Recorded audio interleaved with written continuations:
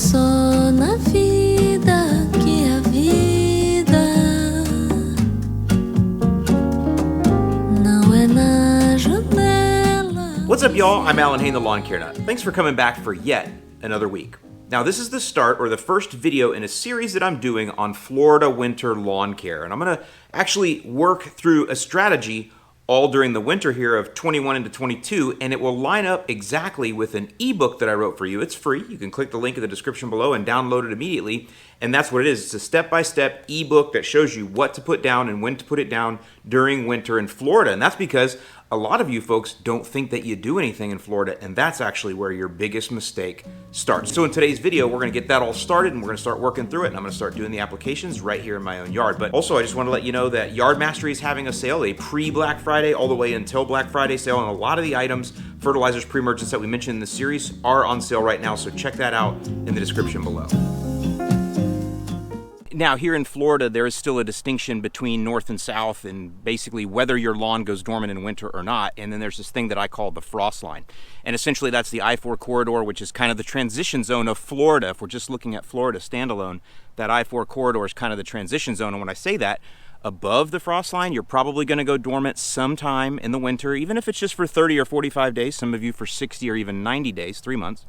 Whereas south of that, we're not going dormant. I'm kind of south of that over here, over by Bradenton, Florida, over by here on the west coast, over by Tampa, over by there. And so we don't go dormant here typically, but in a very, very, very cold winter, we could. And so that's what the ebook is about, is giving you strategies to understand where you're at. But for sure, down south here, we need to keep pushing so you can keep your lawn looking pretty just like that. I did want to say, though, those of you that are in northern Florida and that, you're not quite dormant yet. So again, just keep an eye on things. As long as you're mowing, then you can be throwing. That's really the basis of everything that we're talking about here through the north to the south of Florida. If you're still mowing, then you can still be throwing. And the one thing you can still be throwing especially is pre-emergent.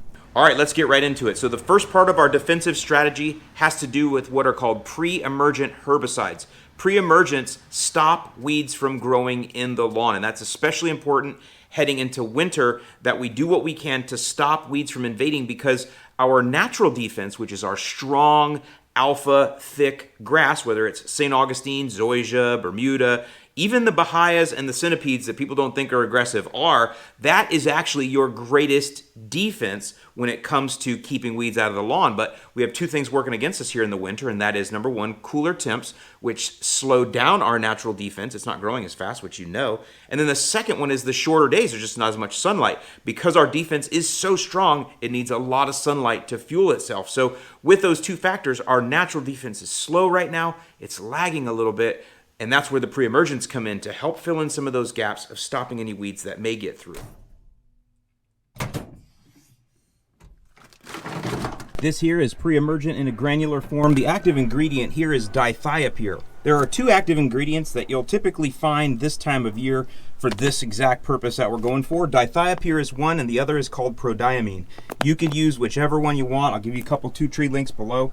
But most people will go with granular, and with this particular product here, we can go with 3 or 4 pounds per 1,000 square feet and be just fine. So as long as we're in that neighborhood, we're gonna get 3 to 4 months of pre-emergence control or protection. This is mid-November, December, January, February, so I'll be ready to apply sometime again right around the beginning to the middle of March. Okay, moment of truth. People get worried about throwing down. I'm just gonna tell you, if you make a mistake with this product, don't do it on purpose, but if you do, you're not going to hurt anything, okay? There's a lot of fudge factor in this.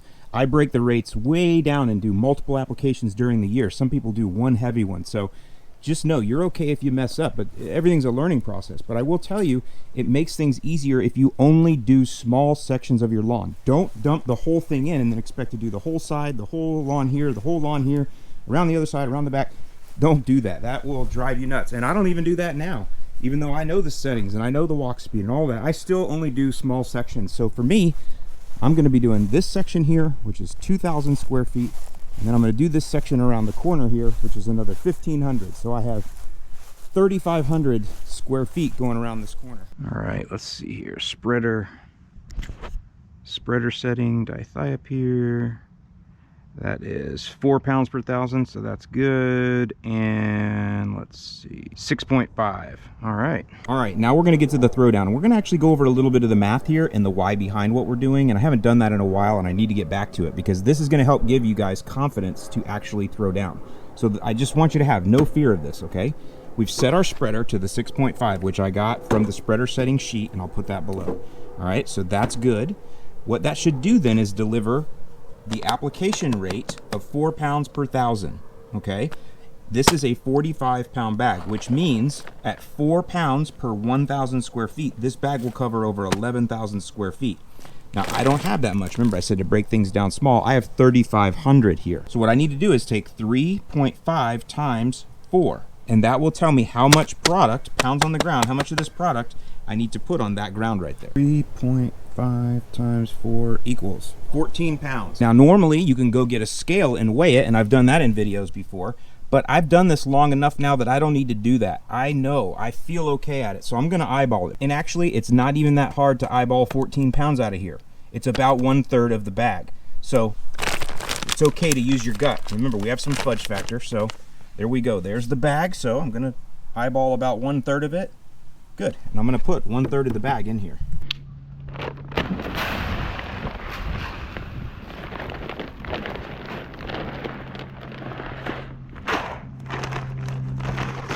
A little more, there we go. There's my product. Now I put in just a little bit more than what I think is 1/3, and I always recommend you do that too. But again, I've got the spreader setting down here dictating what's going to come out, so I don't have a lot of risk of making a mistake. And again, even if I do, everything's going to be fine. The other thing is, once you start going, take a look. If it looks like that's coming out too fast, it's okay to stop and reevaluate.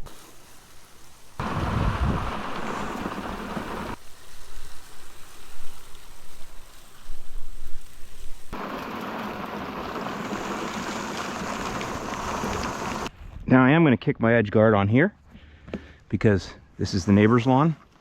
We'll talk a little bit more about why stuff went up into the beds over there in a minute.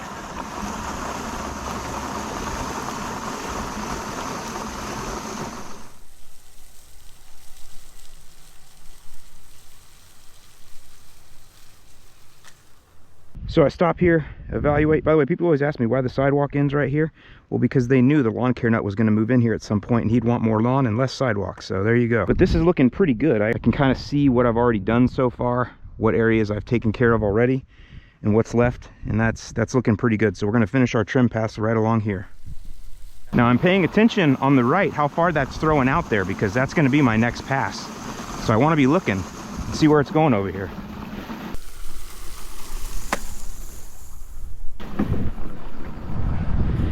Take this edge guard off.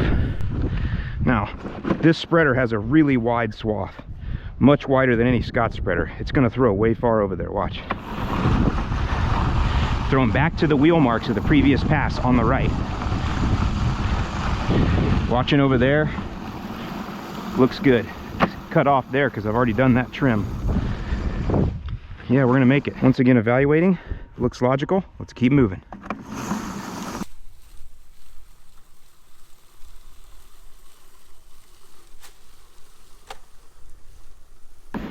Feeling good here.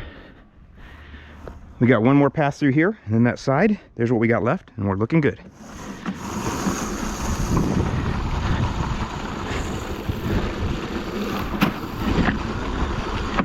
Get this spot right here. Now there's what we have left, and we have just that middle to do. That's looking pretty good.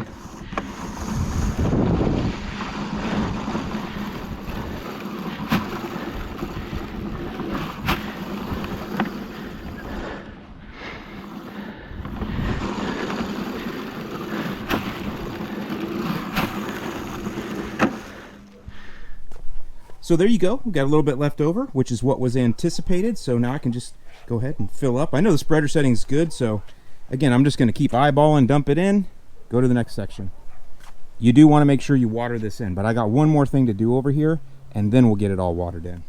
So to put a bow on this, if you're in Florida and it's sometime in the winter and you are seeing this video, your first step, no matter what, no matter if your lawn is dormant or not, is to put down Pre-Emergent Herbicide. This one can go down on any lawn at any time in Florida because our soils never freeze, which means weeds are always eligible to germinate. And again, especially during these times of winter when things are slow. Now, in the next video, we're going to talk about feeding our defense because a strong defense, it needs to be fed. And remember, nitrogen drives the team bus.